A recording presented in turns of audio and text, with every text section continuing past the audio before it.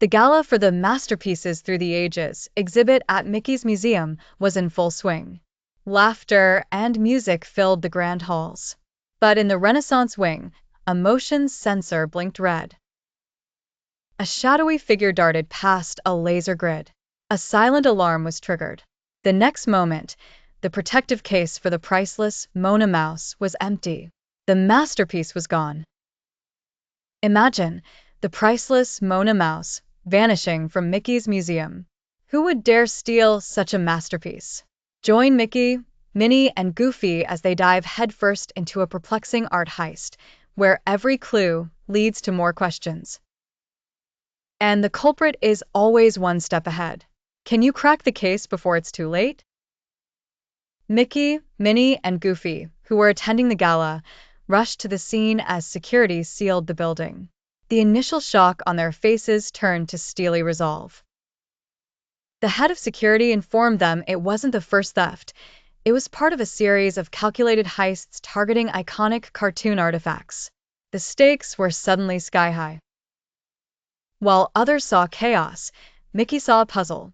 He noticed three things the police missed: a single, tiny black thread snagged on the empty display case, a faint smell of peppermint in the air, and a small, greasy smudge on the floor.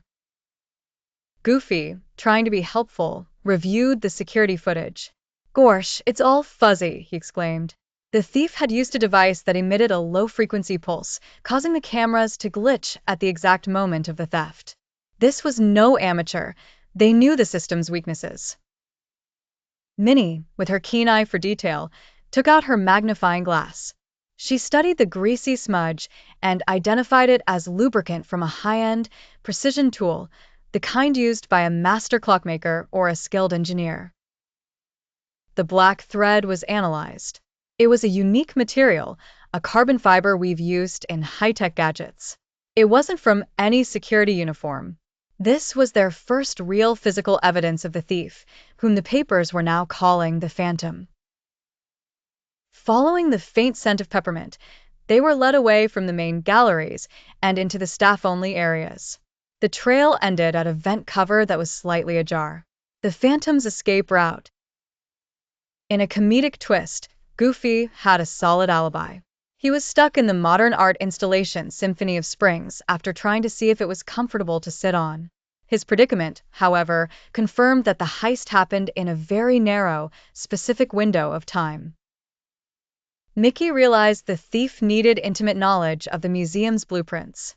They went to the archives and found that the only non-staff to recently view them was a Professor Clarabelle, a name that rang no bells. A note arrived, taunting them. "The real art is in the escape." It was signed with a doodle of a shadow. It felt like a boast, but Mickey saw it as a misdirect. The thief wanted them focused on how he escaped, not why he stole the specific items. Re-examining the blueprints, Minnie discovered a discrepancy: a hidden hallway behind a false wall in the Egyptian exhibit, leading to an old, forgotten boiler room. It was the perfect hidden lair. They quietly entered the boiler room. There, they didn't find the Mortimer Mouse. Instead, they found a cache of other stolen items: Donald's fur sailor hat, a prototype for one of Gearless's inventions, and Pete's first wanted poster. The thief was collecting pieces of their history.